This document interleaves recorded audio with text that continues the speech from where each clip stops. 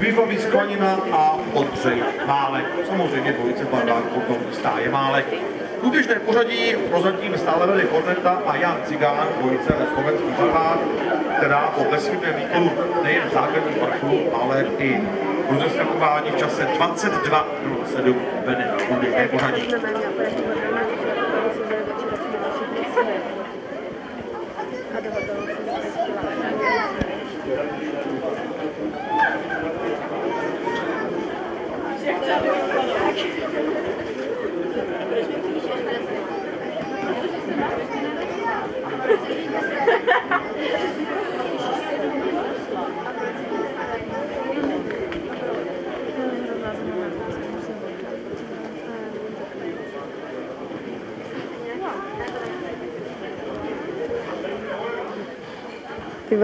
Kom.